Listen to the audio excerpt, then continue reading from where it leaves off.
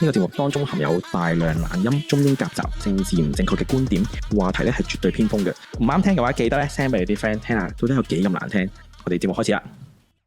Hello， 歡迎翻到嚟今集嘅鹽言言。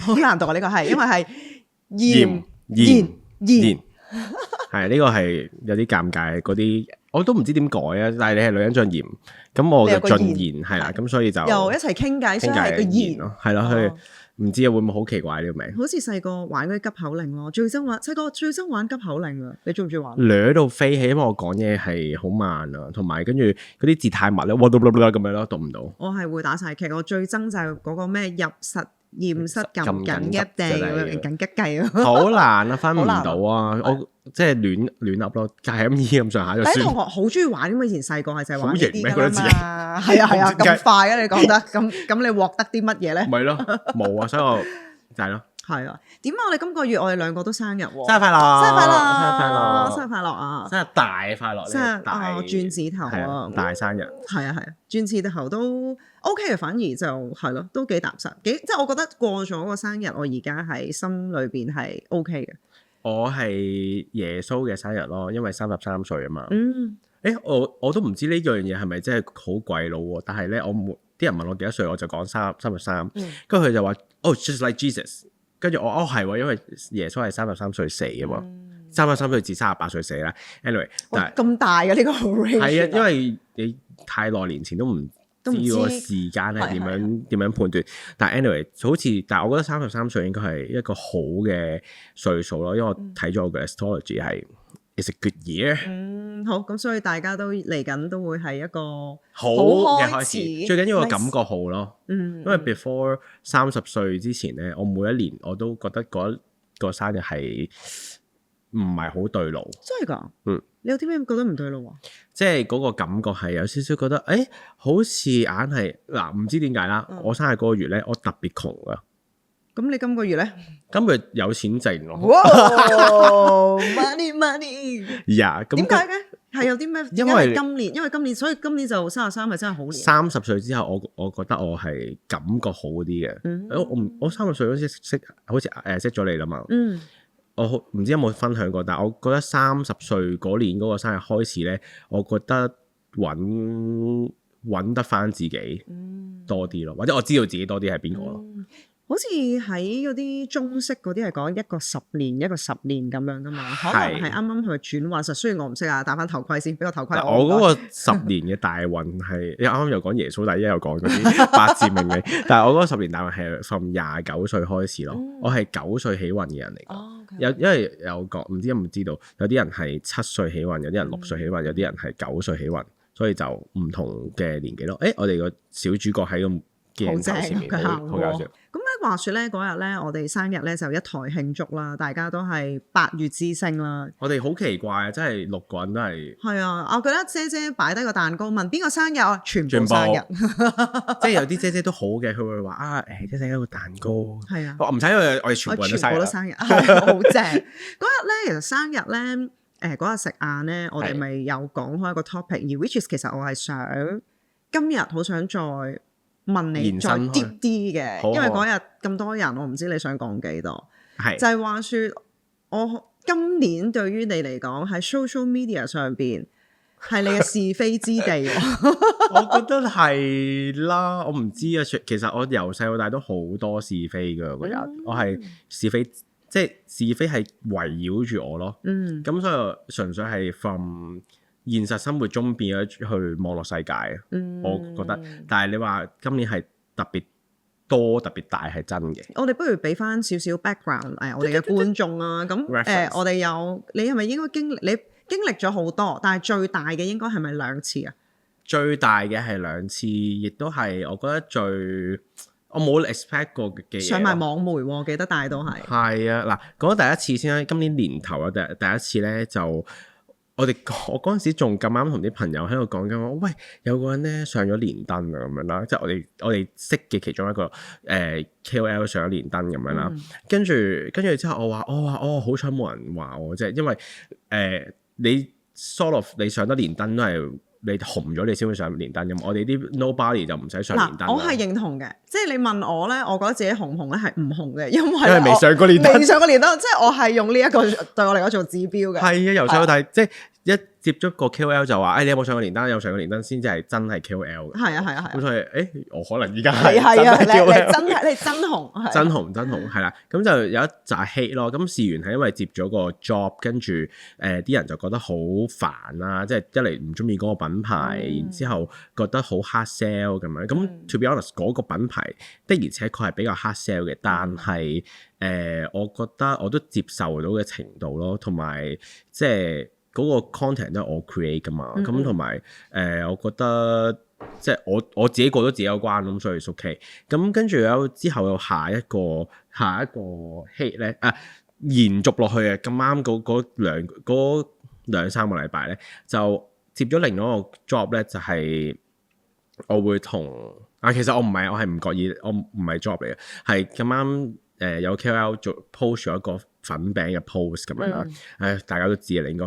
anyway， 跟住咧，咁我就多口喺 Flash 嗰度覆咗一句，我話我自己 post 咗，我話我粉餅用到得翻個邊咁，我就舐咗呢個流量，因為你嗰排一講嗰個粉餅就好多人睇呢個 Flash，同埋我個 Flash 好多人睇嘅真係，咁所以我就跟住啲人咧就自動拎咗一齊，我哋係即係做妹咁樣啦，咁我心諗唔係個個 campaign 都有咁多 budget 請咁多人咯，我自己又唔係一個，即係我自己個定價咧唔係平嗰扎嚟，我係有少少離譜地貴嗰啲，所以嗰個 campaign 佢真係要揾得落我嗰度咧，其實真係要個品牌好中意先會揾我，咁但係我啲人唔知啦，啲人都覺得啲錢係你哋分晒咁有一連串嘅 hate 咁樣啦，跟住我就覺得OK fine，it's OK， 有啲舊同事又唔中意，又成 K 卡啦。但係其實我想問你，就算 Ian 一齊夾埋賣廣告咁又點？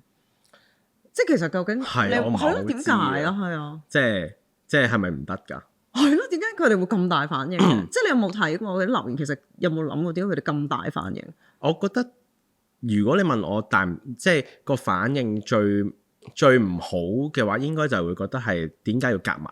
咁但係咁即係佢哋就唔想打開個 Flash 睇親全部都係廣告。咁但係 social media 對我哋嚟講，其實就係一份工作咯。我只能夠講。咁爭在幾多 percent 係我自己 organic 嘅嘢，幾多 percent 係 brand 嘅 content。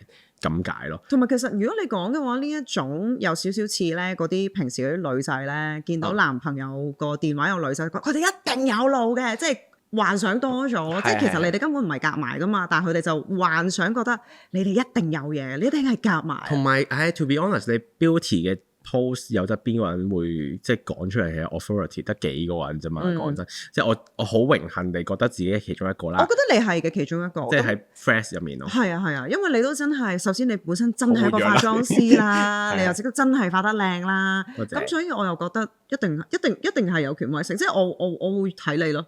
係咯，咁同埋我真係唔覺意，我其實玩 Flash from day one，我嗰個諗法係好簡單㗎，係因為咧。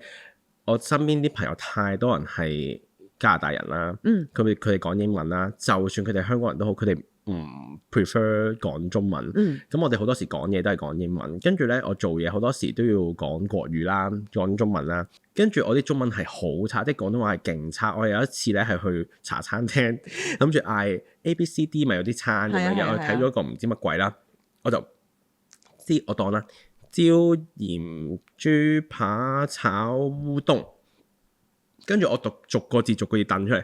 嗰個阿姐咧，佢覺得我係 ABC 咁樣咯。跟住我就諗死啦！我明明以前中文係即係廣東話好好噶，我明明係本地人 oral 考 A 嘅，走去變咗鬼仔，變咗鬼妹，走去變咗假鬼妹咁樣。咁我就覺得 OK 唔得，咁我就練翻啲中文，練翻啲廣東話。咁我就開始玩 Flash 咯。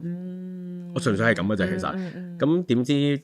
即係有好多人睇，即係多咗好多人睇，咁就慢慢變咗做都可以有 content 做。我覺得有時候咧，喺網絡上邊被人誤解嘅呢一個感受，其實係好唔舒服。即係例如我係坦白講啊，即係我睇你咧，我係會覺得哇好犀利啊！即係點解你可以成日都可以咁率直咁樣講出你自己嘅立場？因為咧坦白講，我自己咧我唔敢嘅。我其實咧，我啱啱做女人最嚴嘅時候咧，係我係好大膽啊！係即係我講嘅嘢，因為我覺得冇乜人睇啊嘛，我唔驚啊嘛，咁都係圍爐自己想講啊。我覺得呢啲感情應該點點點，呢啲感情應該點點點。但係當我做多咗嘅時候，多咗人留意，我突然之間成個人會變得中立咗。我好驚有太多人去 comment 我嘅嘢，即係或者我好，因為你知道網民啦，佢係誤解你，佢就永遠都誤解你。即係可能你朋友你都可以 resolve，你話喂，其實上次嗰件事唔係咁嘅，你冇得同佢哋解釋嘅。咁但係例如你點樣去面對佢係誤會你哋噶啦，佢係誤會你而家係夾埋噶啦。咁你點樣去？定話你覺得冇乜所謂，你咪誤解我咯？我覺得其實解釋唔到啊，因為你冇辦法為自己解釋。而我係一個幾唔 filter 嘅人，我自己覺得我自己係亦都有朋友同我講話我冇 PR， 但係我都唔知我係咪冇 PR 啊，即係。我講嘅嘢係好直接，好係我諗嗰樣嘢就講嘅嘢。我由細到大都係咁嘅，直情係我翻工嗰陣時咧，我同你講最恐怖嗰件事咧，係我翻第一份 full time 啦。咁我嗰陣時咧，我記得係月中翻工，10幾號翻工啦。咁從月中去到月尾，其實咪得十零日咁上下啦。咁而嗰份工咧係 on commission base 再加一個底薪嘅。咁第一個月你冇 commission 噶嘛 ，commission 係下一個月先俾你噶嘛。咁第一個月嗰個咪就係嗰10幾日嘅底薪咯。然之後咧過咗大家出糧嗰個時間，然之後我都冇收到我份糧，我就覺得好奇怪啦。即係點解會咁嘅？咁我就問我嗰個請我嗰個 manager，佢喺 office 嗰度嘅，但係我就打電話問佢咯。我話我想問點解我嗰份糧仲未收到嘅咁樣？跟住咧佢話唔會嘅喎，應該已經有。我話真係冇收到，我先打電話問你啦，要過幾日咁樣。跟住之後佢就話咁我再問一問 HR 嗰邊再覆你咁樣啦。然之後咧佢唔知過咗可能半個鐘咁打翻俾我，就會同我講話嗰邊計錯咗數。我話其實有好難計咩？我直接咁問佢，我其實好難計咩？30日減19日，咪即係11日咯。咁11日，然之後除翻開乘翻，即係除翻開個底薪 total 個錢乘翻，其實咪就係呢個數咯。你依家都計到出嚟㗎，點會計？點會好難計啫？又冇 commission，又冇剩。我話係咪唔記得咗啊？咁樣跟住之後咧，佢話嗰邊有少少複雜，依家點成 K 卡啦。咁我唔知佢點運作啦，我亦都冇 care，即係佢哋係有幾困難啦。我個世界入面就係覺得你爭我份糧未出咯，要出啦，係啦。跟住我想講，連麥當勞我翻 part time 都未試過咁樣啦，即係。小朋友10幾歲去到我嗰陣時20歲都仲未試過咁，你有乜理由一間公司大到1000幾人嘅喎？嗰間公司有都會咁樣。跟住之後咧，我話你哋睇下幾時可以出到啦。如果唔係咧，我過多2日我就可以報勞工處話你哋拖欠薪金。跟住嗰個阿姐咧嚇到死啊！即係佢直情話，佢就話你冷靜啲先，乜成 K 卡啦咁樣啦。跟住之後我就好啊，咁我等你哋出咗。跟住佢過咗1、2日就即係搞掂咗 settle 咗，唔知點樣整啦。我心諗其實都唔係好難啫呢件事。但我想問你嗰陣時去講呢句説話嘅時候，你有冇諗過可能佢哋即係覺得你好麻煩啊？你咁樣講，或者話你有冇諗過可能會晉升機會可能會少咗啊？或者好犀利喎！我完全冇諗過任何嘢，我淨係覺得我有翻工，我有付出，你就應該要俾我。而你請我嘅時候，嗰份合約寫咗係咁，就係咁。咁而你冇咁樣做到嘅話，咁我咪揾其他方法咯。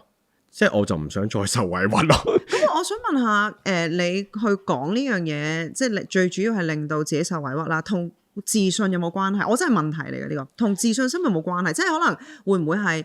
可能有啲人係好有自信心，所以佢覺得我直接講呢樣嘢啦，即係我唔需要怕你鍾唔鍾意我，即係會唔會係驚？即係會唔會係驚怕唔怕人哋唔鍾意自己講完咁直接？我覺得我已經去到一個位係我冇乜點理啲人鍾唔鍾意我。我都覺得你係咁樣嘅，但係我唔係話嗰啲好處嗰啲，我唔 I don't care 你鍾唔鍾意，我又唔覺得你係咁。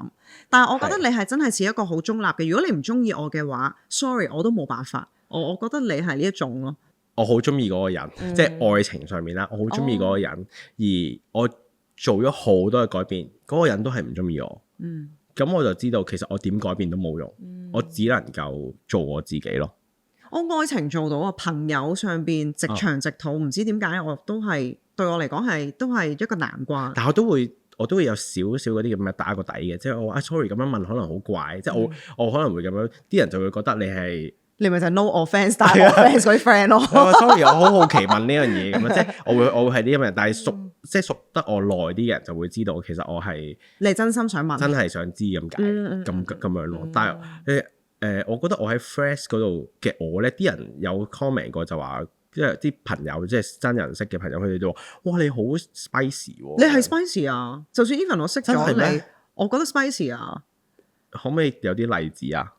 突然間講唔到例子，但係你又唔係多嘴嗰一種，但係你真係你好講到你個 angle 咯，我會覺得。嗱，我記得最近有一件事咧，係我覺得我忍唔住真係要 comment 嘅，就係一個女仔咧就話佢個上司屋企食飯，佢上司就請食飯啦，咁佢成班同事咧就一齊去，咁佢哋呢班 Gen Z 嘅小朋友咧就去咗個上司屋企食飯啦，打邊爐，然之後咧。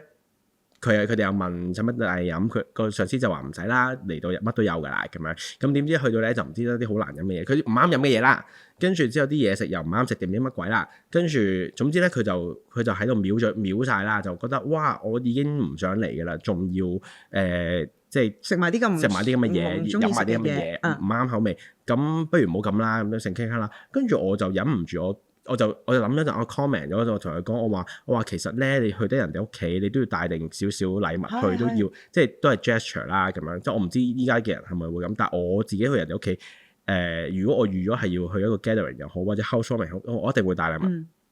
跟住我知道我自己唔飲酒嘅，大部分人飲酒咧，我就會帶自己嘢飲，買多一樣禮物過去咁樣，咁先去 prepare。如果唔係，你冇得怨咯，因為人哋負責安排食物，你仲要唔使俾錢嘅喎，咁哇，你冇俾錢嗰陣時咧，嗰個不安感咧，你係講唔出啊，因為你冇 say。係啊，我明你講咩？你俾錢都仲可以，我話事。係啊，我飲呢個，我唔飲嗰個。係啦，但係你冇咁樣冇，咁我就於是乎我就 comment 咗呢件事，咁嗰個人我可能都俾好多人 comment 過，然之後就即係 delete 咗佢嗰個 post 嘅，咁我嗰個 comment 就自然，即係好多人 like 啦，就覺得即係咁樣。但係我唔知喎，我覺得純粹係分享我自己，即係會點樣做咯。咁但係當然有好多低能嗰啲嘢，真係好無聊啫，我就唔會特別去插埋一把嘴咁樣講嘅。其實咧，平時咧，我喺 Threads 咧見到好多關於愛情嘅嘢，我真係好想 comment。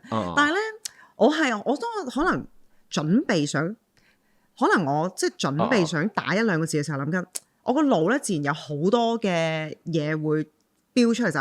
唉，我陣間又唔實會有一啲人又咁樣話我啦，之後有一班人又可能會覺得，你咁樣講又點，之後我就會停咯。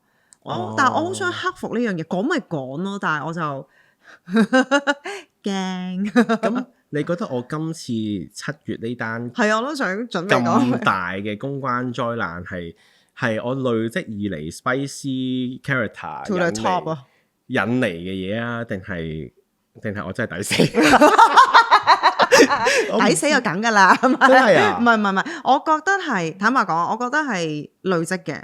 而我覺得嗰個累積係首先，我從外人嘅角度我就咁睇啦。咁講真，你首先本身都分享好多化妝嘅嘢，咁你又同咁多 artist 合作，我自己覺得，我一直都覺得其實有啲 haters 係因為我一直都覺得其實有啲係 haters 嚟嘅。即係佢哋係一直都睇你唔順眼，所以基本上咧，你講咩咧，佢哋都係唔中意噶啦。咁我亦都覺得有時候佢哋應該係乘機咯，乘機發威咯。有個位入嘅。係啊，有個位入，梗係進入啦。我覺得係咁樣咯。同埋因為你平時講嘅嘢都係好有立場性，因為坦白講，我講嘅嘢咧就長頭草。真係啊？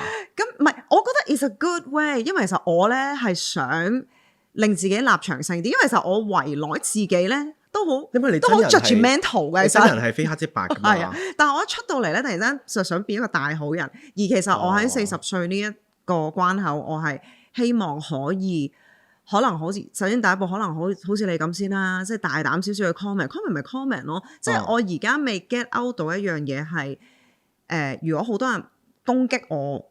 我可以點？我唔知我會點樣咯。咁但係 which is 我見到你7月嗰大單嘢啦，係好多人有好多人 support 你嘅，亦都有好多人乘機去攻擊你嘅。咁我想知道咁多人攻擊你嘅時候，你點樣去轉換你嘅心情，或者你點樣 go through 呢個 process 啊？即係有冇高高低低啊？我其實本身個人係一個我依家係一個好平靜嘅人啦。Most of the time 咧，其實我冇乜特別好，即係好想打字講我自己嘅嘢嘅人，除非真係你話我睇個演唱會好開心，好想分享，或者睇套戲好想分享。Otherwise 咧，其實我尤其是化妝，其實我唔係特別好想分享嘅啫。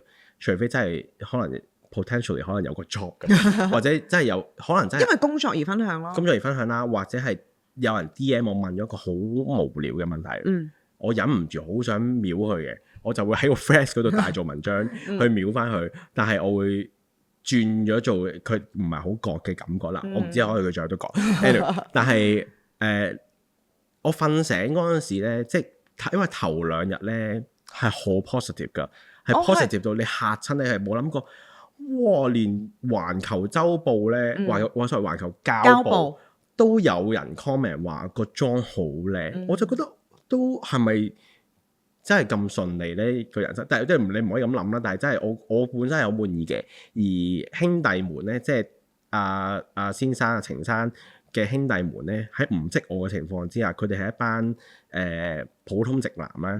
佢哋係喺我唔喺我面前，喺我喺附近啦。佢哋都唔知我喺嗰度啦。講一齊話，哇！今日阿程太好靚啊個妝，即係因為你要揾到直男咧去 comment 個妝咧，基本上係冇可能。好難嘅係啊！佢哋最多會話個妝濃。佢哋一定唔會讚個妝嘅。啱啊，同埋好似我老公佢成日都同我講話，你唔化妝好過化妝，你收聲啊你！而 J-Lo 都有講過話，我化你係化得個妝靚，佢講得出個妝靚喎。咁我就覺得 OK， 即係呢樣嘢係我覺得好難啦。即係如果你女仔讚，我覺得都合理啲，因為女仔識睇啲啊嘛。咁但係男仔讚就好難。咁我就覺得所有嘢都係好 smooth， 好成 K 卡啦，大家都好開心啦 ，wish 又好好，跟住之後有好多人 like， 好多人 comment 成 K 卡啦。跟住直至到佢突然間又 hate 嗰一刻之後咧，我都係諗，我係咪真係做咗一件咁錯嘅事咧？咁樣咁我之後你問我有諗過嘅，即係咁，因為我係嗰啲咧，我睇一個即係我睇晒所有 comment，我唔睇漏噶。你見我咧每個 comment 我都會 like。haters 你唔 like 啊 ？haters 我會覆唔 like。OK， 係啦，跟住大部分都係咁嘅，除非咧係我已經唔想覆佢咧。咁我就直情乜都唔撳，係。但係有啲可以覆，即係我覺得都可以解釋多少少話俾佢知，其實我係想表達呢樣嘢嘅，我就會覆埋佢咯。但我見你嘅解釋咧，都係用比較 funny 嘅形式，即係你都係唔會直接，即係佢話你又話翻佢，你識咩？即係你又唔係喎，即係你能夠轉換一個幽默少少嘅方法噶。因為我覺得即係尤其是做嘢咧，呢啲方即係好似跳舞一樣啦，你去點樣處理嗰件事係你嘅方法，人哋點樣處理係人哋嘅方法，但係唔代表我哋係有抵觸咯。咁所以我覺得即係都好老實講啦。我帶唔帶我嘅 gear 去我嘅 hand carry 咧，係我嘅做法。有人帶冇問題，我唔帶我都覺得自己冇問題，係啦。而我嘅 client 都冇覺得我有問題，咁所以 it's okay，right？最緊要係buy 你嘅人受你個套咯。我覺得呢樣嘢係緊要。咁但係所以我中間都有諗，係咪真係咁嚴重到要去哇？好似要謀殺咗我嘅社會地位，即係社會人格咁樣咧，我就覺得哇，好誇張喎咁樣。我就諗咩事咧？點樣咧？咁我就慢慢再睇啦，睇下咧。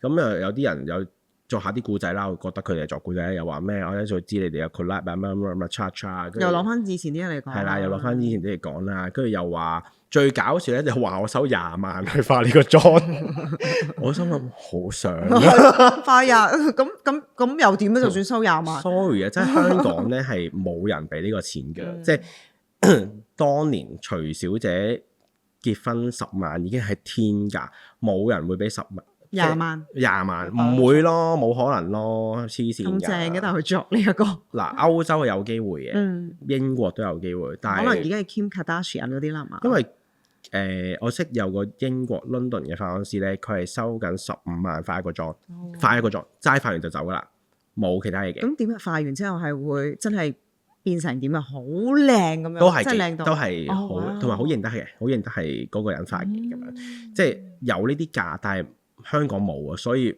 唔好作出嚟咯。我覺得即係邊度諗出嚟㗎呢個 rumors， 好搞笑，我都諗唔明。跟住最荒謬咧係覺得我唔見過行李係劇本。你點樣 fit 呢個劇本？好似係啊，又話你同航空公司賣廣告。係啊，我想講，但係航空公司唔見咗你個行李，點樣幫佢賣廣告告啊？negative campaign 啊，好搞笑。我唔明咯。跟住咁，但係去到嗰個位，唔通我再抌嗰張lost luggage 嘅證明書出嚟？個俾咩 document 都冇用啦。等於啱啱講，即係我哋 off mic 嗰陣時講阿 Jam。俾人話佢大牌嗰件事，即係喺中國，跟住之後個老師即係嗰個製作人有出嚟證明呢件事，有解釋㗎，冇人關注，冇人睇，因為其實已經唔再係個事實嘅。啲人唔中意睇事實啦，佢就係想喺處於喺嗰個 juicy 嗰度，佢就係想，因為喺嗰個位佢先可以發泄，可以攻擊啊嘛。係啊，對於佢哋嚟講，事實就唔重要嘅時候，所以變咗我。睇你去面對呢件事，其實我覺得喺度諗下，如果有一日我發生呢件事，我真係覺得好驚。但我覺得其實咧好搞笑嘅，因為我覺得特別係 Threads 啦，即係 IG 就冇嘅，但係 Threads 係一個好特別嘅地方，係你真係唔講到嗰樣嘢嘅 topic 咧，你就自然有流量。而我咁樣講好撲街啦，但係有好多普羅百姓嘅人或者係。我去話佢哋啦，因為佢哋真係啦嚇，佢嗰啲 losers 咧去開呢啲 post 去講我嘅事，講 Christy 嘅事，講 Tyson 嘅事，其實佢哋係想得到關注，而唔係佢哋真係想對呢件事有啲咩 comment。你都啱嘅，或者係其中一種發泄，又或者可能其實喺佢哋嗰度即係佢哋喺嗰度 project 咗自己嘅一啲認同感啊。係啊，我都認同係咁啊，因為咧其實我曾經咧都經歷過一次嘅 haters， 然之後但係之後好耐之前，但係我就驚咗，所以可能因為我有一個即係個心理陰影係啊。其實我經歷過兩次咁講，第一次咧我就係其實我唔係想撐一個小三，但因為喺我嘅愛情觀上邊咧，我有經歷過，我有做過人小三，亦都曾經俾人劈過腿好多次啦。細個嘅時候，我係知道到我呢個階段，其實我自己覺得，其實一個小三嘅出現。唔係因為佢要出現，而係因為你哋兩個感情有問題，係啊，人哋先至會乘虛而入。而其實當呢段感情已經出現咗問題嘅時候，你如果有 let go 嘅話，咁你應該要開始一個新嘅生活咯。你就算去憎之前嘅人，其實係冇關係啊。同埋可能其實佢哋先至係最後啱嘅一對，即係呢個係我嘅經歷啦。咁總之我唔係特登去撐一個小三，但我只係話。其實一隻手掌拍唔響啦，而且其實或者佢哋可能係先至啱嘅一對咧，you never know。咁你咪努力向前 move on 咯。然之後有一紮嘅小三出嚟就衝出嚟鬧，咁你真係撐小三啦！你個道德觀念喺邊啊？即係你而家覺得搶人老公係冇問題啦。即係我覺得哇，搞咩？即係你哋可唔可以諗下究竟呢件事其實唔一定係淨係關個女仔事？點解你哋永遠就只可以話個女仔，唔可以話個男人咧？即係我嗰刻係覺得你係咪黐線㗎？即係咁日係咁攻擊我，但係嗰陣時仲處於喺個 Facebook 嘅年代，但我嗰刻我係已經好似有少招架唔到，我覺得好恐怖啊！即係佢哋嗰班人根本我無論點樣講個事實，我而家係幫緊你哋，我係講緊其實個男人都係有問題，但係佢哋都仲係話緊我嘅。佢哋冇理性㗎，因為已經去到係啊，我覺得係哇好癲啊，好恐怖啊咁樣咯。咁然之後第二次咧就係因為其實。而家係興 situationship 啦，但係因為以前可能仲未有 IG 嘅時候，係啦，即係你當可能係7-8年前啦，咁都未有唔普及呢個名稱嘅時候，但係其實冇呢個名稱啫，但係其實係發生緊呢件事。我以前都係 open relationship 咁樣，即係嗰啲玩下嗰啲啦。咁所以我就曾經寫過篇文咧，就係同啲女仔講話，其實。明白嘅，即係好容易會沉咗船。但係如果當你沉船而對方唔肯commit 嘅時候咧，不如我俾5個方法你，即係例如係唔好留啲牙膏牙刷喺人哋屋企啊，即係你要覺得即係要劃清個界線啊，即係我俾咗幾個方法啦。哇！俾人鬧到咧，我尤其是係第一次俾一紮男人話我係臭雞咯。嗰時都未興臭雞，已經話我係臭雞啦。但係咪好搞笑咧？攻擊我嘅大部分都係男人咯，即係話即係你而家喺度教啲女約炮啦，即係咁唔潔身自愛啦，你自己都係臭雞啦，一定。其實我嗰刻我係覺得好恐怖啊！我冇試過咁真實咁樣直接咁樣俾人鬧，變咗我覺得我而家有2次bad trip 咗咧，好驚，唔夠膽，我覺得嗰2次之後。哦，咁唔怪得我成日都覺得你好似好保守啦，即係尤其是我覺得你真人，即係我識咗你真人先㗎嘛，你係好非黑即白㗎嘛，跟住去到 social media 嘅時候，你就後退少少咯。因為我覺得嗰次我真係有少少驚咗，同埋少少哭咯。因為我覺得好多人鬧我啊，嗰次真係，又好直接，同埋啲言語都真係幾唔舒服啦。同埋嗰時我亦都唔知道點樣同啲朋友講。呢個時候同啲朋友講就話：唉，你咪唔好理佢咯。點樣唔理啊？即係同我講話，同我講話分手。唉，過一陣冇事，點解唔可以算？唔係話過一陣冇事咯。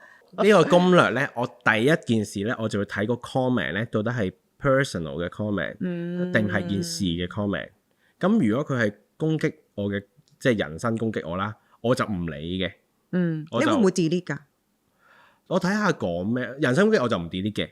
因為我仲會覆返佢添。通常人身攻擊我就會話 love you 嗰啲咁樣嘅，即係啊，因為啲人話我好姣啊嘛，跟住我就會 love you。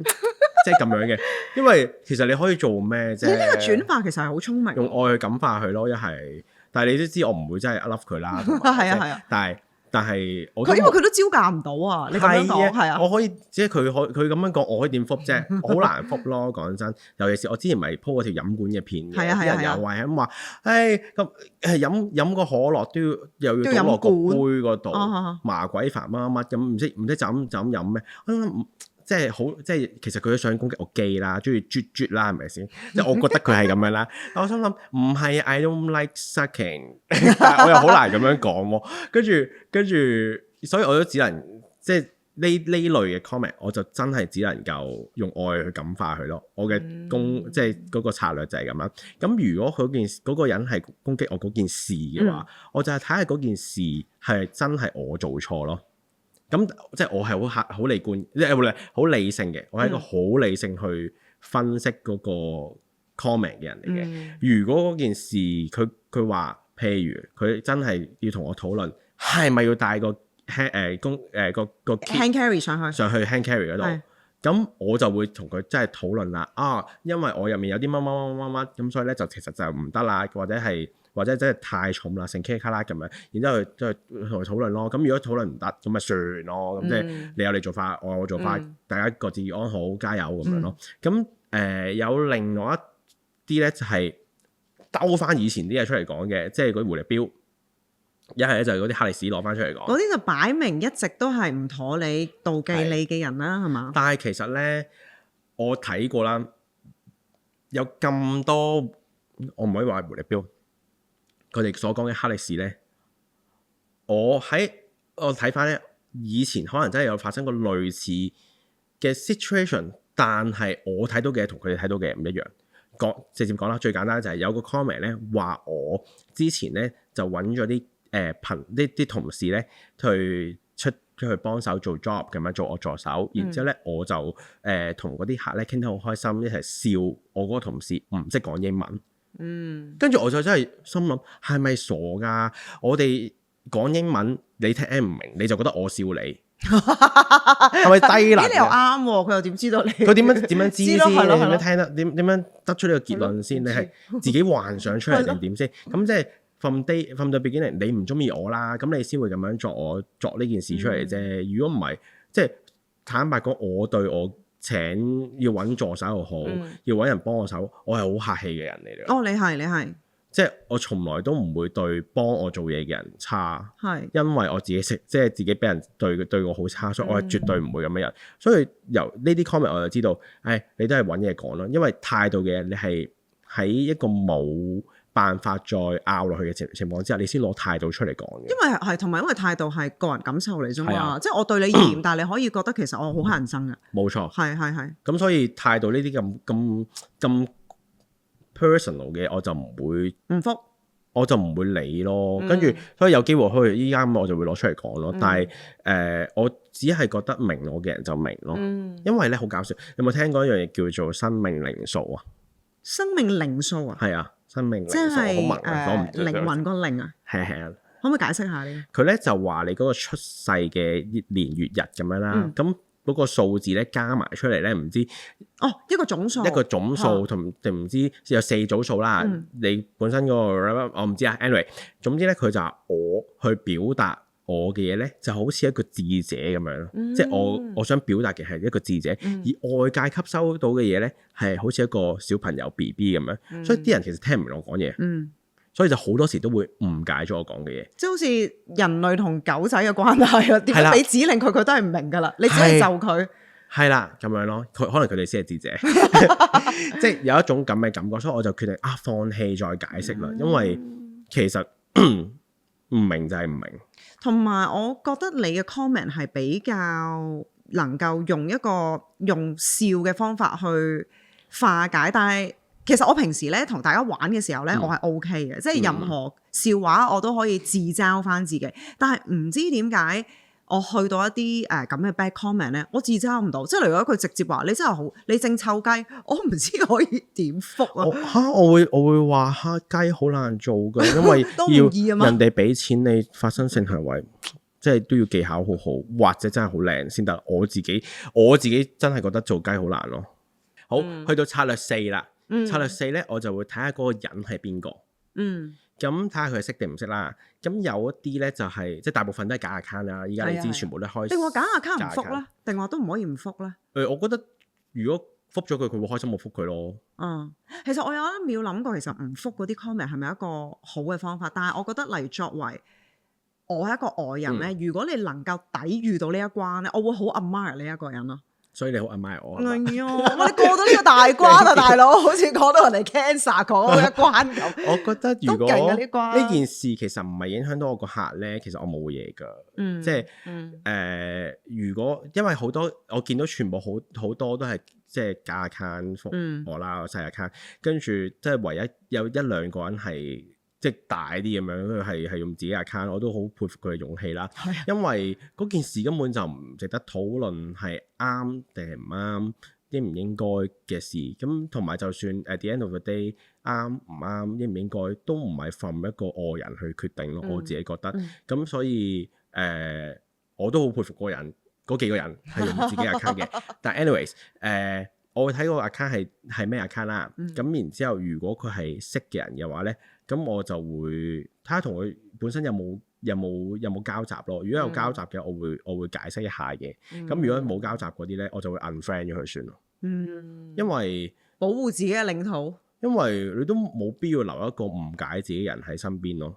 我又唔即係需要多一個朋友，我自己一個人都可以去旅行嗰啲人，所以即係又唔係好關事。咁我覺得。但係咧，其實我自己 personally 覺得處理 hater 呢件事係經驗累積嘅。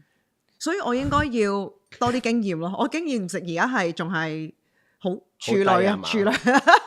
因為之前我冇好好咁樣處理啊，所以我要係啊。其實嗰陣時咧，我係最後，因為我完全唔識處理啦，亦都小哭咗啦。我嘅朋友幫我處理咗嘅，但我嘅朋友係用一啲超極端嘅方法。係開咗啲 account，因為其實佢都係連登嗰啲 friend 嚟嘅，咁咧就鬧嗰啲人，洗翻嗰班人。咁但係其實到最後我都係冇靠到自己力量咯。係啊，唔得㗎，要自己 get through 咗先至叫過咗關。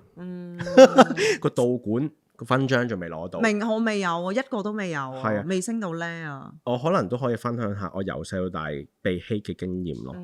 咁咧就係話説咧，我要做家庭系統排列啦，然之後咧我就想 solve 我同我媽咪嘅關係，我就覺得唔係好明點解我同媽咪個關係一路都唔 close， 即係我好想好 close， 但係佢一路都冇俾翻一樣嘅嘢我，跟住佢即係總之唔係我想要嘅啦。anyways， 跟住之後咧我就去同嗰個人去講呢件事啦，咁然之後咧，佢就帶咗我進入咗一個畫面，類似催眠，但係其實唔係催眠咯。但係我總之有個 visual 咧喺我個腦度出現咗，我嗰時醒㗎，跟住咧我就睇翻我啱啱出世嘅嗰一個片段。咁咧我唔知有冇講過啦，我出世嗰時咧8號風球，然之後，可能唔知啊，依家揾翻可能唔係啊，但我媽話啦，即係你揾翻個歷史可能唔係。anyway， 跟住咧就話爆風球啦，然之後咧我係早產咗個幾月啦，所以咧好早喎。係啊，早產，所以我係好細粒噶。而我阿媽係一個生個小朋友嘅人，即係佢有生咗我哥先噶嘛。咁所以我哥咧係足月出世嘅，我哥好靚嘅，即係正常 BB 咯，又唔係好靚，我唔知啊。跟住我係早產啦，咁所以咧我出世嗰時係紫色嘅。哦，因為好瘦啊，好瘦，又細粒，又早產，又紫色，又落雨，即係打風咁樣，好狼狽咧，成件事。anyway， 跟住之後咧，咁我阿媽有對比嘅情況之下咧，佢就見到，因為你生完咧，佢又早產咧，你好混亂咯。咁我就擺咗個箱嗰度，我俾人擺咗個氧氣箱度。我阿媽嚟睇我嘅嗰個畫面咧，我就出現咗喺嗰個界定嘅情況之下，佢有 show 到俾我睇，即係我見到啦，就係我媽第一下抱起我嘅時候，然之後咧抱起咗啦，好核突，掉低咗我唔知 literally 係真係掉咗定係點啦，總之擺翻我落去嗰個箱嗰度啦。跟住咧，所以我第一個對我媽咪嘅印象就係佢遺棄咗我，即係佢唔要我咯。咁你當刻見到呢個畫面，你大個咗，即係嗰陣時嘅感受係，當刻你冇喊或者啲覺得？當刻咧，我個感覺係我對我媽好失望啊，係啦，因為咧，唔知有冇聽過，總之係咩靈魂咩，總之你嚟呢個世界之前咧，你有個劇本你要簽，即係寫咗sign 咗你要簽呢個劇本，要做呢個角色噶嘛，係我諗睇得翻個畫面就係我同阿媽傾好咗咧，佢係要好好照顧我嘅呢一世，點知咧？佢做唔好佢嘅工作，所以我就對佢好失望。我有呢個感覺，我反而冇覺得好唔開心或者點。總之 anyway，總之我人生嘅第一個 hate 就係我出世嗰刻。哦，明白。係啦，跟住之後啱啱又講過啦，個細個嗰啲委屈啦，成 K 卡啦，跟住之後咧，中間都有好多 hate 嘅，因為咧我生日嘅日期太 cam 啦，係8月15號。係啊，點解 cam 啊？8月15號就係 pat pat 啦。唉。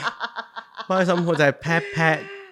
我8月25咧，我小學嘅時候，啲同學就話你又八婆又25咁樣。哦，點都有人講㗎，所以跟住咧，我每一次喺小學嗰陣時咧，去補習班咧，嗰啲同學都會笑我 pat pat 仔咯。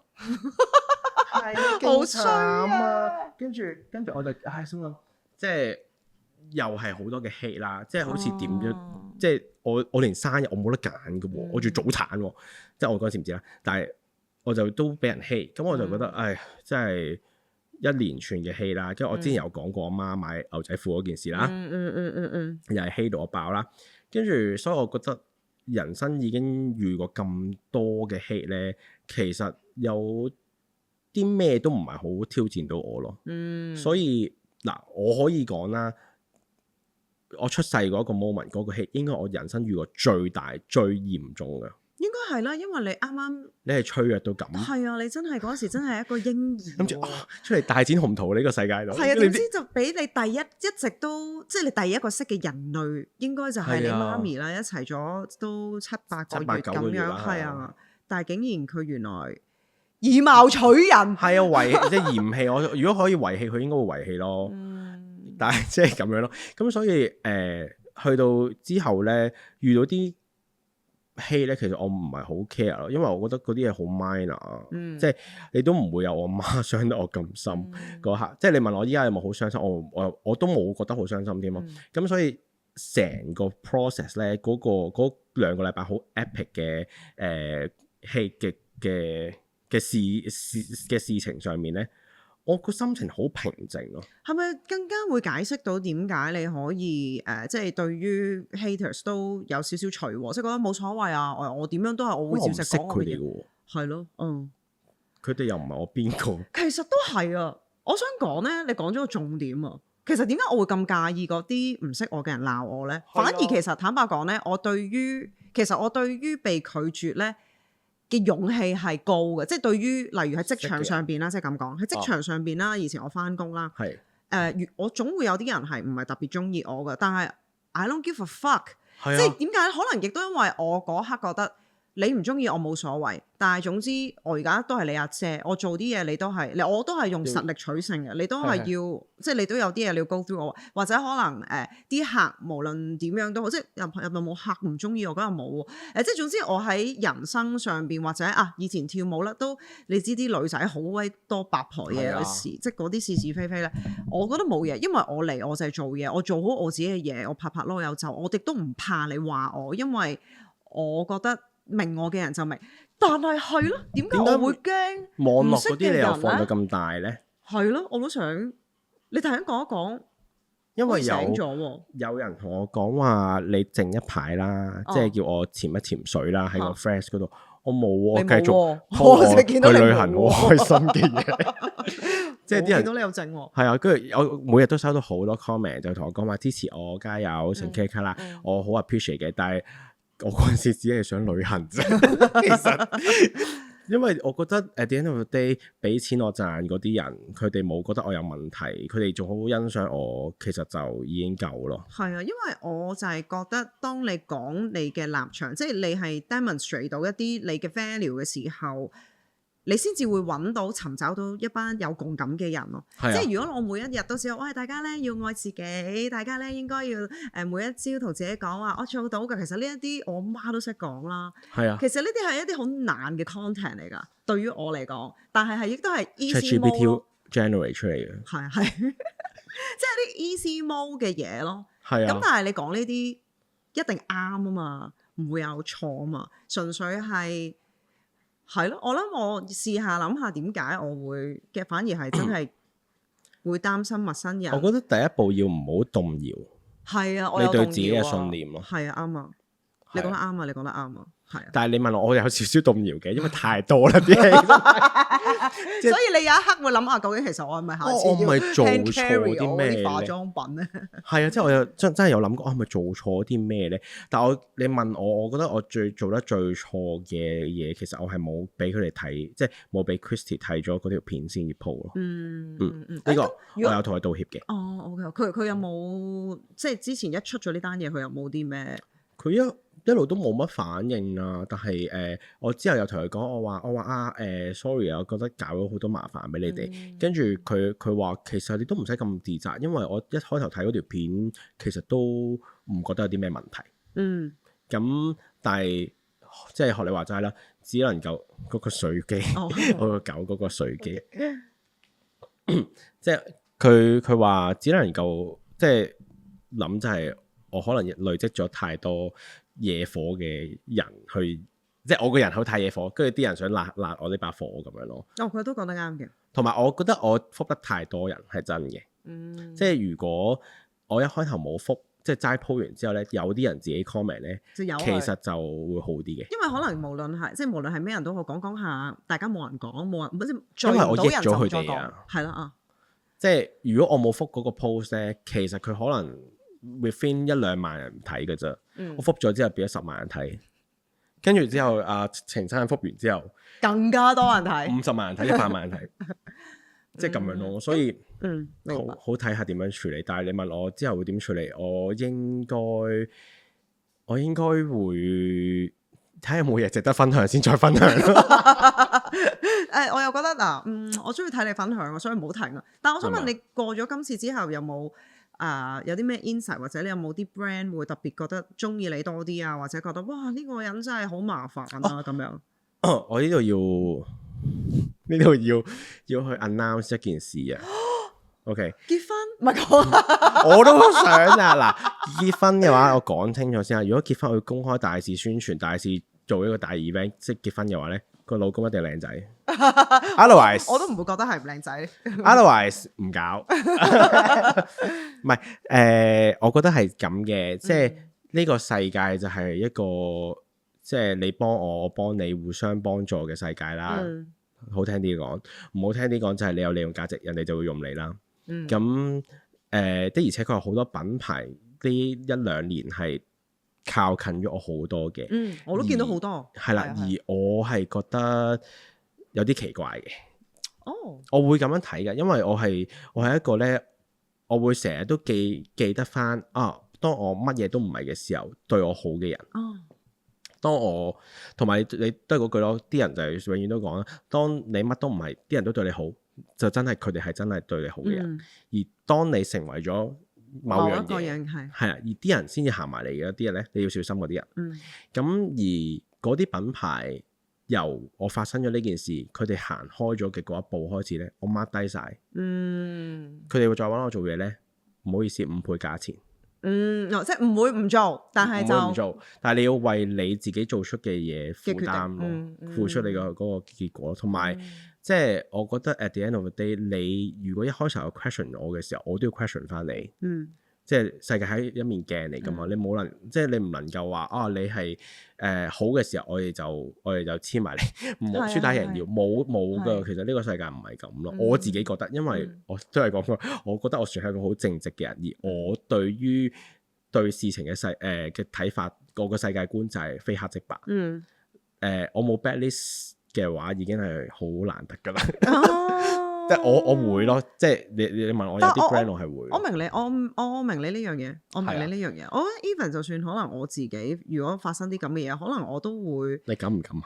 我係啦，首先我唔知敢唔敢先啦。但係如果真係發生喺我身上，我諗我最主要睇嘅嘢係究竟我有邊啲人喺我身邊係仲留喺度咯。就算 even 我諗感情都係咯，係咯，即係 even 發生咗啲咩事，可能。我都記得細個嘅時候曾經發生過一件好特別嘅事，就係我拍拖，然之後我當時嗰個男朋友嘅嗰啲 friend 咧無啦啦講我壞話，好搞笑。男仔男女咧，即係啲情侶咯，應該啲女仔引起啊。然之後啲 bitches 啊，咁然之後嗰陣時我同我嗰個男朋友都係拍咗3個月拖到啦，但係嗰個我好記得嗰個男朋友係。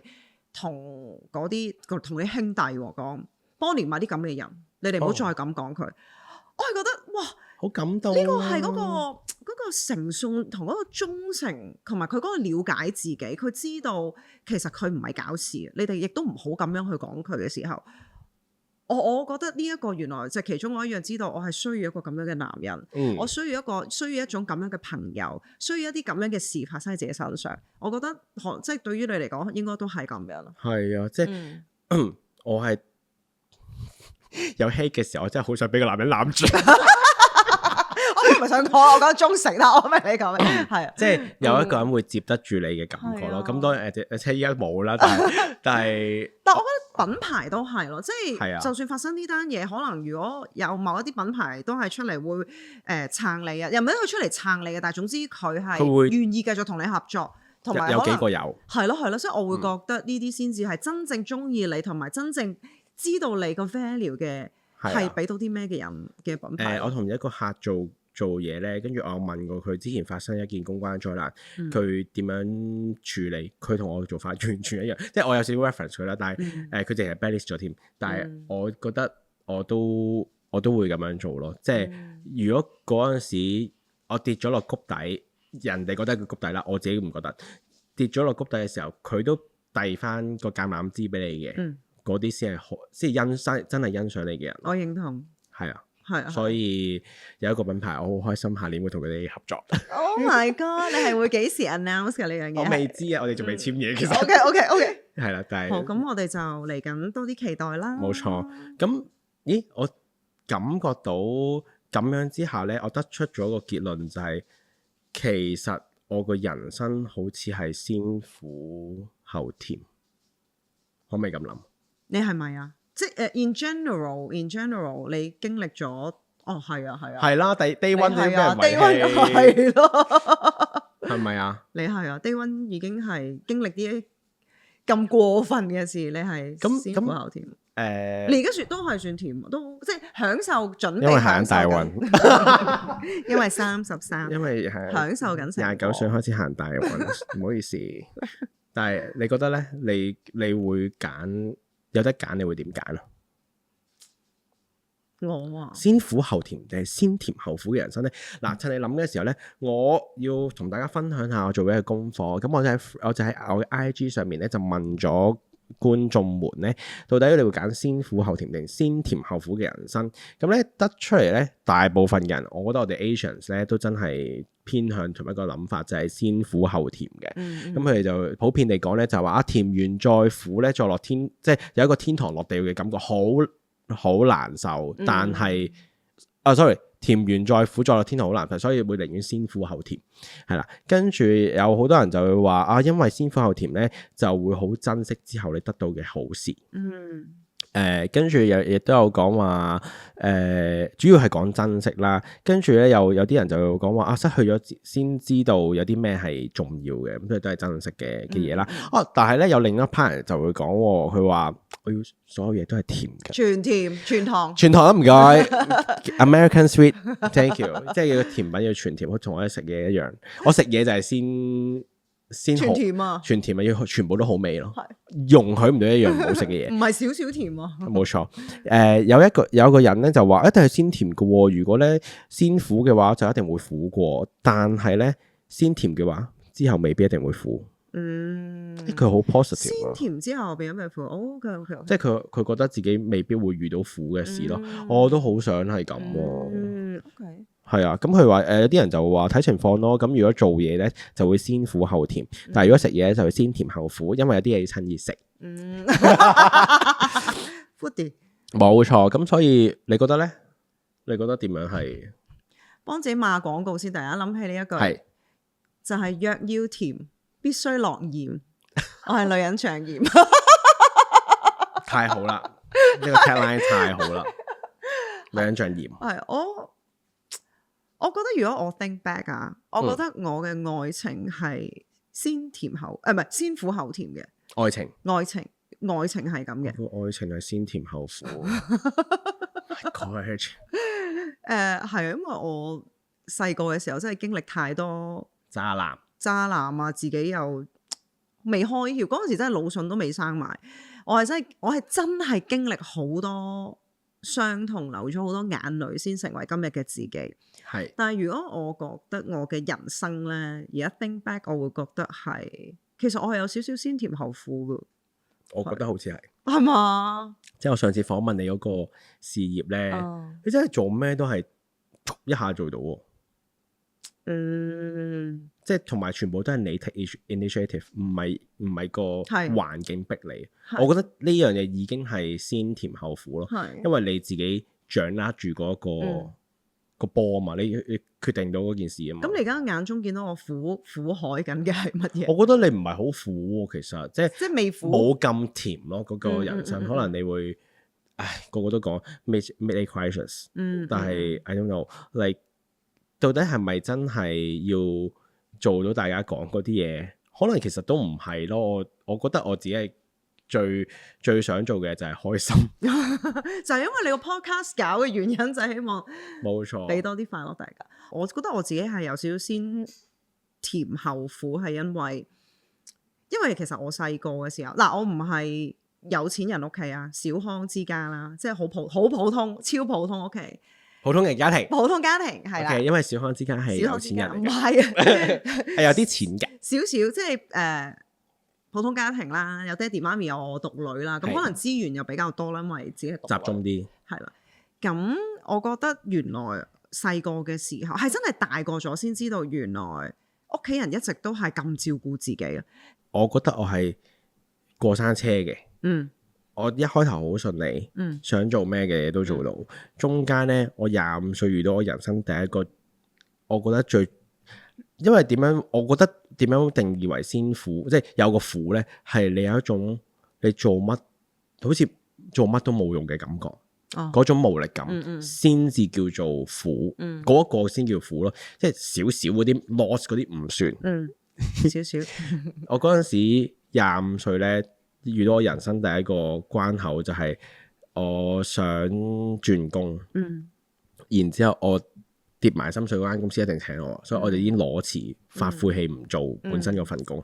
點知咧，我錯過一份好大嘅 bonus。嗰份 bonus 你當我一個月嗰陣時本身份糧係3萬蚊咁先算啦，嗰份 bonus 係6萬，冇6萬蚊，跟住都算啦，即係抌咗心，覺得揾得翻嘅，錢冇咗揾得翻，最緊要咩啊？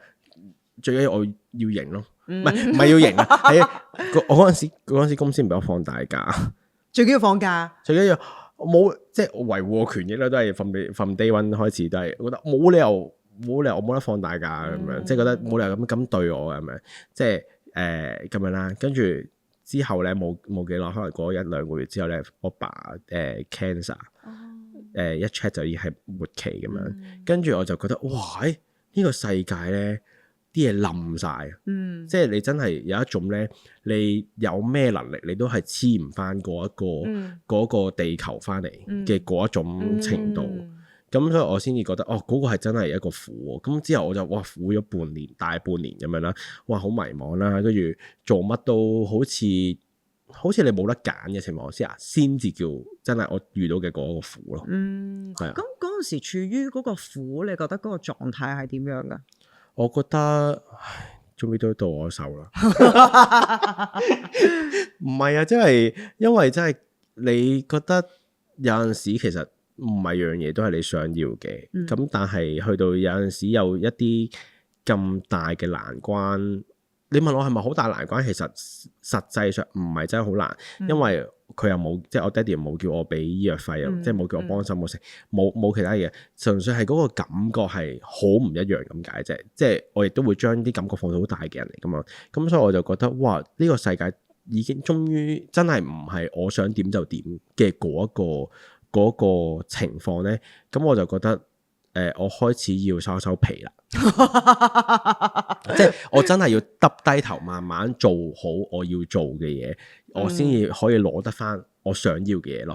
咁所以嗰陣時我係真係好，你可唔可以話好努力咧？亦都可以話嘅，即係我真係放下咗我自己好多嘅諗法，真係為咗要搵得翻我自己而去做嘢咯。你放下咗乜嘢嘅諗法啊 ？ego 咯，我覺得 ego 放低晒咯，即係因為我好 picky 啊，我個人，即係以前返 retail 咧，好揀品牌，好揀中唔中意，好揀同事，咁樣冇辦法之下啦，跟住我覺得唔得啦，即係冇辦法。我本身係想入 Tom Ford 嘅，即係我本身想做嗰間公司，我又 from NARS， 跟住我係唔做，跟住諗住去做 Tom Ford，Tom Ford 唔請我，好似覺得我太矮。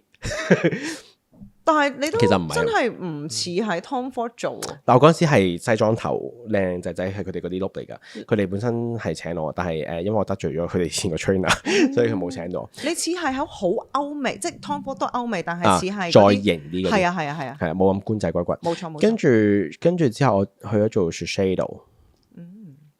好奇怪啦，係啊，我都冇好奇怪啦，跟住 Shiseido 啦，因為係 NARS 嗰個 group 嘅，跟住佢哋揾咗我翻去做，跟住去做 Shiseido做咗2個月頂唔順，跟住之後咧去咗我 friend 介紹去做 Kiko， 係啊，哇，翻1個月，我唔知翻唔到，真係做唔到，跟住我去咗做 Clarins，OK， 係啦，跟住我啲朋友都話你會做 Clarins 咁樣啦，連嗰度啲人即係 Clarins 啲同事都好奇怪，點解我會做 Clarins？ 因為我做過 Estée Lauder， 我做過 Shu Uemura，即係呢啲都係一啲你講得出型嘅 brand， 都唔係話型嘅，即係好啱我嘅 brand， 我只能夠講，即係你好想像到咯。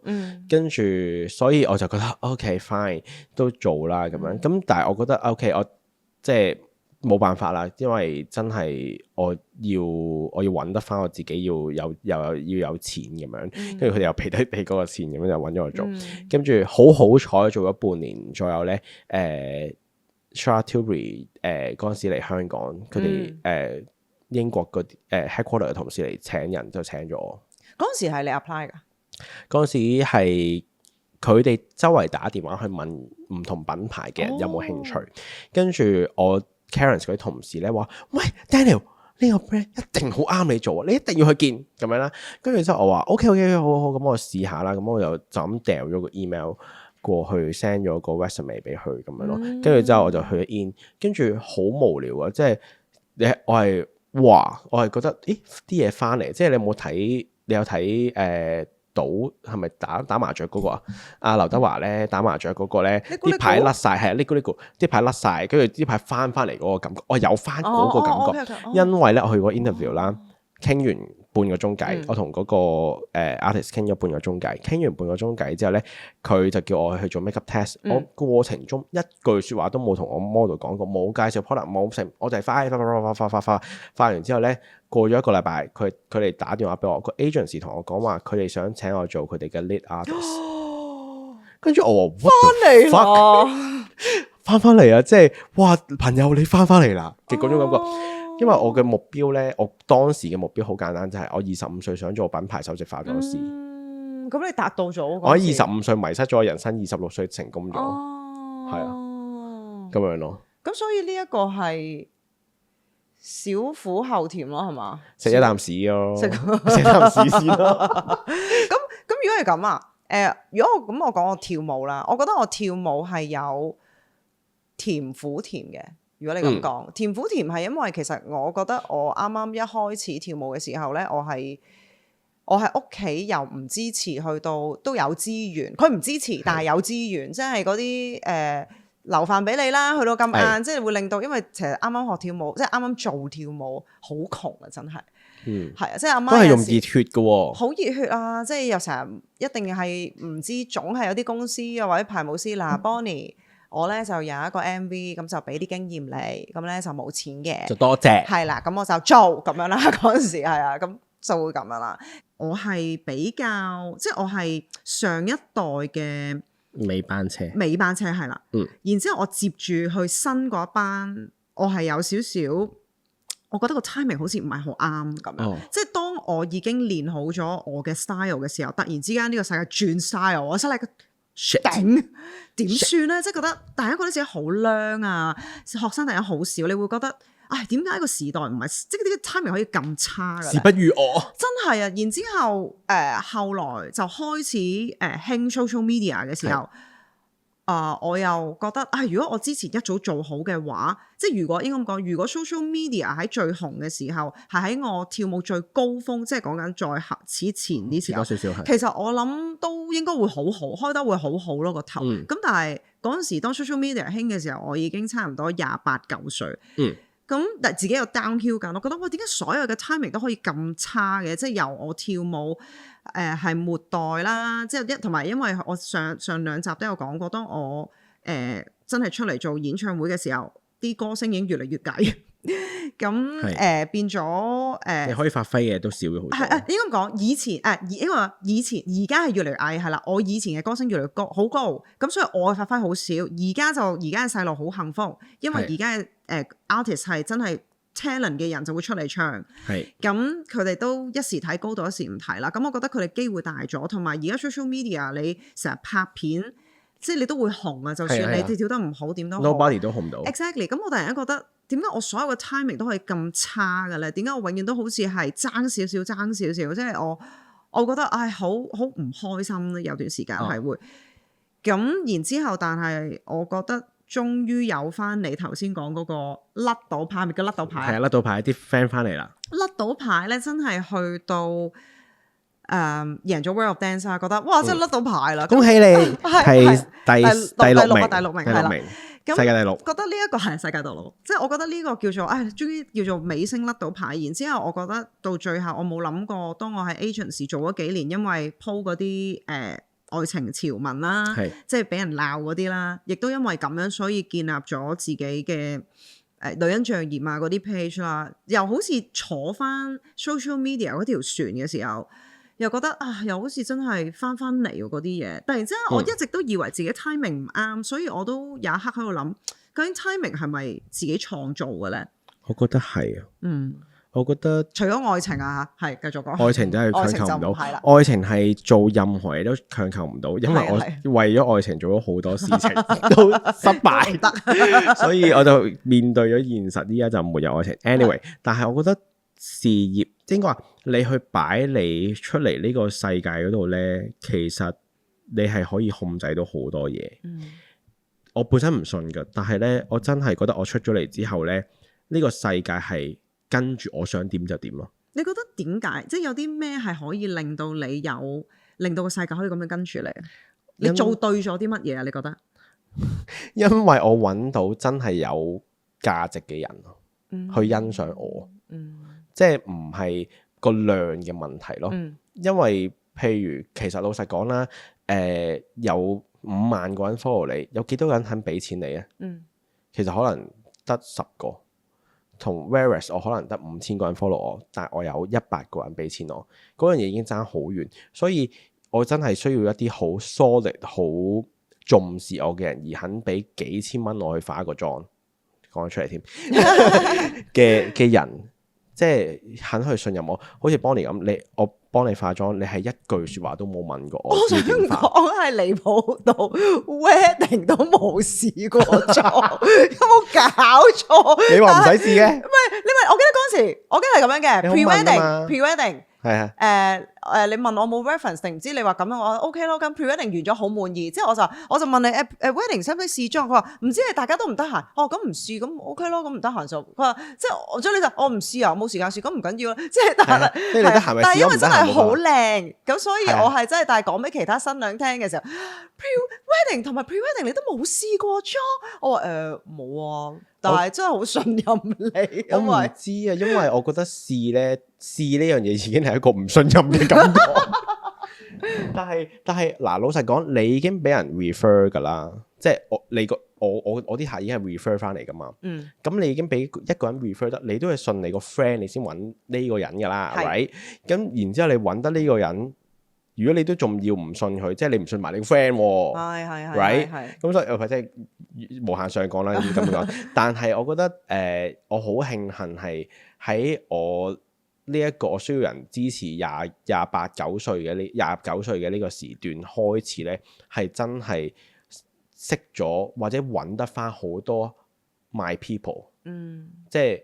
真係同我同聲同氣，我唔使點樣解釋我自己，佢哋都係好信任我嘅人。所以首先咁當然本身你要係你有實力啦，同埋少少咯，哇，好怪啊！呢個太謙虛，平時你唔係咁嘅喎。唔係啊，因為我講過噶嘛，即係我冇公開講過啦。但係其實我化妝係冇乜諗法地化噶，我有少少係隻手自己喐噶，好怪呢個。即係你話我冇乜諗法，但係即係原來我係天生好勁嘅呢一個，好謙虛得嚟又唔係好謙虛呢個。通常 let's say 我當化 Irene 咁樣先算啦。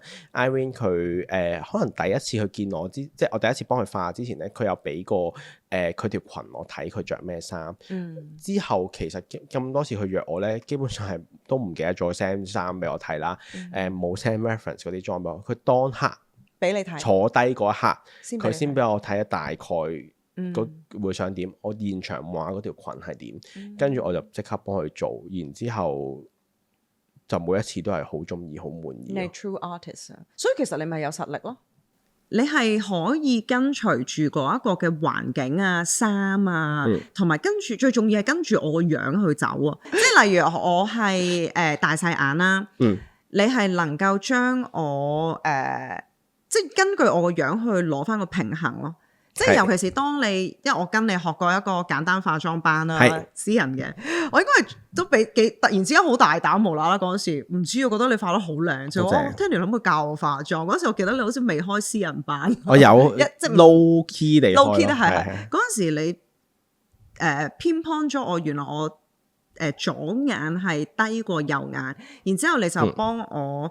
畫粗少少我左眼啦，然之後其實每次即係當你講完呢樣嘢，我每次都會留意。有時候我出去都有即係有啲指定嘅化妝師同我化妝咧，我係好特別留意睇下佢有冇留意到我呢一樣嘢。而我暫時咁多咧，只係都係得多一個女仔係留意到嘅啫。咁我就覺得呢個係你嘅實力，係你嘅眼光同你嘅經驗，你睇得到嘅嘢，你可以即時去調嗰樣嘢咯，即係唔死板，而唔死板，我覺得係你嘅靈活性度好高。Thank you，係啊，先至係值錢嘅地方。我覺得係。多謝。係咁你係喎，因為咧 Bonnie 有做過我化妝班，即係化妝師嘅 model。你覺得我教成點咧？我覺得好開心，即係你會講啲好無聊嘅嘢，而大家同學又喺度笑。即係我覺得。成個班係好輕鬆喎，我覺得，係係啊，即係大家都係上得開心，但係你都有嚴厲嘅地方。嗱，呢度就一定要點樣，即係同埋你俾咗好多例子，你又會叫佢哋你會教佢哋影相，即係所有嘅嘢其實都係好實用咯。同埋我記得我都好似幫過你上一啲好 basic 嘅班啦，眼睫毛都未黐啊，即係整完之後。搭 lift 望一望，其實我都冇望過，大家都即係應該咁。我係一個 model 啦，你幫我整完之後，有時我都係發下吽哣，聽下你講啊，咁然之後望下大家嘅反應，然之後大家都完咗之後，大家都哇！我心諗唔通我而家好叻咁，然之後係眼睫毛都未黐，好簡單嘅妝，翻到去你個房望，哇都幾靚喎！即係覺得係令到我開心嘅，雖然每一次都冇街去知。但我有一個問題咧，就係我覺得我成日講嘅太簡化，可唔可以話太簡化？太 casual 啊，太似普通人講嘢，冇一個好專業嘅感覺。但我唔知係咪好事。我覺得咁樣上嘅堂嘅氣氛幾好喎，聽得明啲咯，我覺得好似。聽得明啲同埋，因為我冇嗰啲好勁嗰啲 term 啊，嗰啲 jargon 啊，即係我唔識啦，即係我明係好似簡單啲。我講人類嘅語言咯，因為講人類語言好似好啲啊，係嘛？係啊，我覺得係咯，所以我覺得成班大家都幾輕鬆，我覺得幾好。但係我八卦問啦，當你做完因為當你示範完我之後，我就離開，多數啲同學做唔做得翻？即係跟得足幾多成㗎？如果普遍地咧，就係6成。哦，OK，即係你會見到差不有少少，但係因為其實我講出嚟太容易啊，但係實際佢上手咧，其實係好難㗎。係啊。跟住每一次佢哋上手都話：哇，咁難嘅原來。係。因為我將啲嘢咧表達得太輕鬆啊！即係其實點解我咁多人 hate 我咧？其實我覺得都係因為我成日都表達到啲嘢好似好煮到嚟又食咁樣。即係你見我咧都隻手自己識喐啊！即係我咁樣講嘢咧，係令到啲人覺得喂，你真係令到真係努力咗好耐，或者係用咗好多心機訓練嘅人會覺得好輕佻，我覺得好輕佻，好乞人憎啊！咁樣咯，我唔知你，但係因為你係天生嘅舞者，所以你可能都會有一樣嘅感受啊。但係我大概明你講咩嘅，尤其是當應該係我喺到最高峰嘅時候，我唔係好中意教 BB 班，可能就係因為咁嘅原因。我覺得呢啲好簡單啫，點解你睇唔到？即係心裏邊咁講，即係心裏邊啦。我諗可能你未遇到真係要逼住你教嗰啲 BB 啫。你問我嘅話，我都會揀先甜後苦，因為如果我都唔對自己好，冇人會對我好。同埋依家啲小朋友咧，真係近多咗白人嗰種諗法多咗咯。即係我唔知咁樣講啱唔啱，但係真係可能好多小朋友都已經返過就校，或者屋企真係好優越，即係已經係好富裕，唔使點樣擔心多過小康未來係啊。即係要做啲咩？我覺得呢個有關係，係真係屋企人俾到好多資源，係啊。所以其實都已經冇諗過啲苦係咩？可能其實佢哋覺得諗唔到做咩先係苦，或者做唔到自己先係苦咯。係啊，咁所以已經冇我哋以前嗰一種哇無啦啦個天會冧落嚟嘅嗰種感覺咯。哦，係啊，以前即係例如中五升唔到中六，已經覺得係個天冧落嚟啊！依家冇噶啦，依家係屋企話，你都唔中意讀書就唔好讀啦。係啊，學下其他嘢咯，做下網紅咯。係啊，即係會有咁咯。咁所以雖然其實係冇得揀，即係嗰個環境個苦有幾時嚟係冇得揀嘅，但我覺得有得揀係點樣去面對。可能係個心態咯。其實我都亦認同係個心態，因為如果當你嗰件事你當佢係一個難關，又或者你覺得即係你個態度係覺得冇得改變噶啦，咁佢就永遠就係停留喺嗰個狀態啦。但係如果個難關你覺得佢係一個挑戰嚟嘅，我覺得捱完呢關我係會得到想自己即係更加好嘅嘢嘅，咁你會更加多嘅，你會肯用力去嘗試改變呢個環境嘅時候，咁佢會最後就係會填翻咯。我覺得我最可以接受到咁多 negative 嘅嘢嘅原因係因為我本身係一個好想 blend in 嘅人，即係好想 blend in 呢個世界。我之前有講過，我想同啲即係喺讀書嗰時有多啲朋友，所以我會仲係做好多唔同嘢。但係其實我越咁樣諗咧，就代表我係越 stand out 嘅個人。因為我同人哋唔同，我先會想融入去噶嘛。但係你想保持唔同，我會唔會？但我而家接受咗我係唔同咯，我冇話保唔保持，我就知道，我係同真係普通人有少少唔同嘅有一個危險發現。係啊，就係咁咯。咁所以你同其他人有啲咩唔同？因為一個基嘅人咧，其實就已經同呢個世界好唔一樣啦，即係傳統嘅觀念好唔一樣啦。咁當然我冇得同其他嗰啲 queer 去比較啦，即係而家嗰啲 trans 啊去比較。但係我只能夠講，我成為一個即係我選擇咗做基嘅呢個身份，然之後去做我呢個職業咧，已經係同普羅大眾嘅嗰條路已經唔一樣。而呢次我亦都咁啱呢一條路，我一試就係試咗我擅長，可以轉換到成為金錢嘅嗰一樣嘢，就已經係同其他人好唔一樣。因為人哋好多人試咗好耐，都仲未試到嗰條路。係啊，即係有啲人係哇同我一樣去試第二啲嘢，真哇試咗10世都試唔啱。真我一試好啱，然之後我先發現原來咧，我係唔需要去融入大家咯。我就係一個特別嘅人，而我咁特別呢，側邊我嗰啲特別嗰啲朋友呢，同我一樣特別嗰啲人呢，先至會揾得翻大家嗰個 community，唔代表我哋一樣，但係我哋都係屬於唔係嗰個叫咩啊？我哋係少數民族咯，少數民族，我哋揾得翻我哋嗰班少數民族咯，所以我點樣先會咁 appreciate 做 creative 嘅人啦，或者係做 social media 嘅人，或者係。點解我咁唔中意做 finance 嗰啲人就咁解？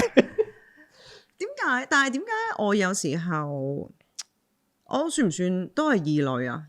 我覺得你係異類啊！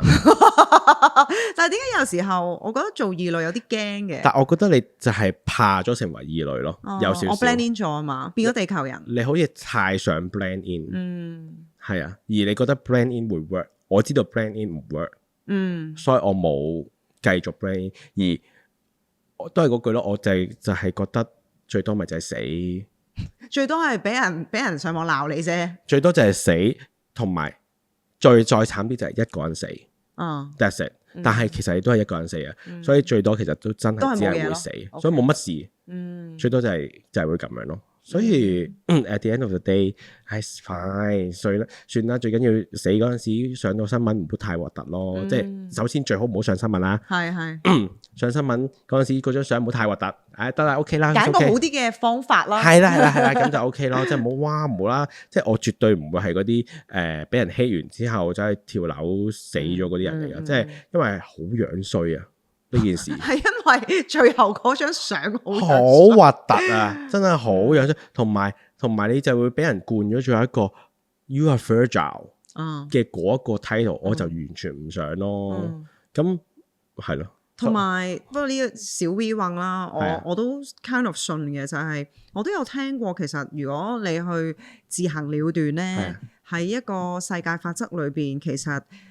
因為其實我哋嘅命數係有定嘅，但係如果你自己去調教呢個數字咧，聽講我信嘅，你係會每一日做重複又重複做呢一樣嘢，直至到你嘅命數係完，先至再開始受呢一個嘅審判。再算啦，不過我覺得太恐怖，即係我聽到喂一日即係要重複做咁多次同一樣嘢，係嗰日咁開心，最後變咗薛西弗斯啊，推石嗰個。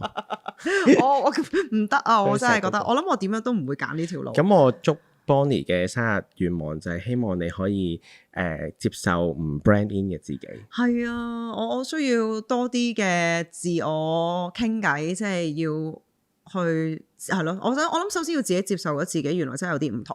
可能我有陣時都驚，我以為自己唔同，同我真係唔同。我係驚，可能有時候我係諗緊究竟其實我係咯，究竟我係真係唔同定話其實我係自己覺得自己唔同？你知而家好多僆仔都覺得自己唔同噶嘛？嗰啲哪來的自信？係啊，即係我會覺得我係做緊自己啊 ，I am me，OK，咁但係我有陣時都覺得其實可能我呢一方面我係好西噶，即係好西化。好西，我覺得好西。我係好西化，我真係覺得自己係我依家啦，我依家大個咗，我真係覺得自己係同人哋與眾不同，所以我先值得咁多嘅嘢咯。越講越多人欺我啦。但係就係我咁唔同，先顯得我咁獨特，然之後人哋先會覺得我嘅能量係咁 unique。我想問啊，咁你得到呢樣嘢係首先係你 recognize 咗自己獨特先啦，定話係因為你嘅工作越嚟越多人 recognize，即係外邊俾你，定話係你自己俾自己？我覺得一開頭其實一定係人哋俾你先嘅，因為有少少你當係你當你係一粒石，然之後冇俾人磨過，磨下，俾人磨下之後，發現咧，屌入面鑽石嚟嘅，即係嗰種啊！即係掂啦，今次。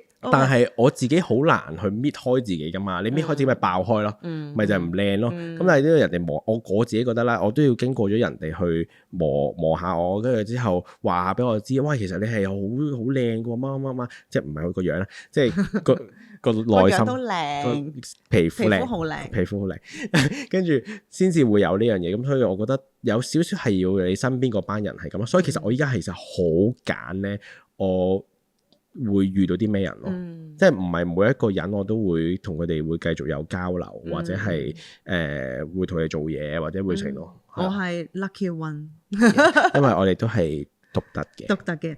我諗我好感恩身邊嘅人，即係有時候你都會俾啲鼓勵我啦。可能有時候係我自己自我質疑，即係可能我身邊嘅人都已經俾咗好多嘅提示話，其實你係獨特嘅人啦，你得㗎。但係可能好多時都係我自我懷疑，我都覺得。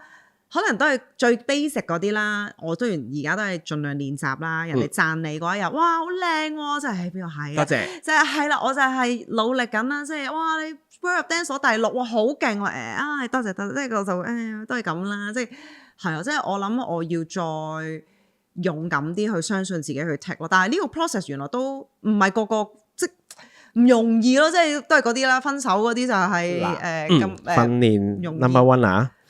當人哋讚你嘅時候咧，直接講多謝。多謝，係啊，呢一個。跟住當啱啱講，你講咩啊？人哋讚我即係而家暫時我就係唔能夠你有啲咩成就嘅時候咧，通常啲人話我有啲咩成就嗰時，我就話我好好彩。係啦，好好彩啊，所以係咁樣會。其實平時我都有咁樣講，只不過我唔 firm 咯，即係我會都係好彩。我再 firm 啲咁就 OK。係，因為我真係覺得自己係好好彩嘅人。我明。去到呢刻啦，咁但係你會好奇怪啦，因為我本身係一個被遺棄嘅寶寶，然之後佢就依家係一個好正向，好唔知係咪好正向，但係我有揾得翻自己，所以我先可以講得出呢樣嘢咯。所以你都一定會揾得翻。我要再 firm 啲咯，我覺得我而家係爭2-3步。係啊，即係我覺得我有一啲嘢，但係我仲未能夠好 fully 去，即係要行埋嗰2-3步咯。我覺得因為咁啱喺呢個40歲生日之前，其實有好多唔同嘅息路都出現咗，而我都喺美國嘅嗰2個禮拜經歷咗好多唔同嘅高高低低啊、自我質疑啊，然之後我翻到嚟就好似真係醒咗。但我想話咧，你可以試下睇下聽。可唔可以叫聽咧？即係留意多啲咧，你去做一件新嘅事情嘅時候咧，周圍俾你嘅反應。我唔係講緊話啲人，即係可能係我當啦，我要去嗰個地方嘗試一件新嘅事情，我要睇下嗰個地方 well 唔 welcome 我，啱唔啱我咧？我會睇下我個行程順唔順利。如果係唔係好順利嘅話咧，可能呢個地方唔啱我。或者我呢個決定唔啱，只要我嗰日做咗一個決定，而嗰日發生咗一啲嘅事情咧，我就知道 OK 呢個我唔試，我試另外一樣嘢。咁我就慢慢可以 figure out 到邊樣嘢係啱，邊樣嘢唔啱，邊個客係啱我，邊個客唔啱我咁樣咯。可能呢啲都係啲小嘅 signal，個 universe 係會話俾你知呢一啲方向嘅嘢。做翻自己，同埋我覺得呢一啲舒緩下佢嘅情緒，咁我覺得就試下留下咯。冇錯，係咯。咁我哋都可以得到一個又甜又苦嘅人生。係咯，咁我就鹽鹹嘅人生啊！又甜又鹹嘅人生，又甜又鹹嘅人生。係咯，咁先至多精彩咯。咁我哋下一集睇下再同大家傾咩啦。係咯，我哋下一集見。每一集都有成長。拜拜。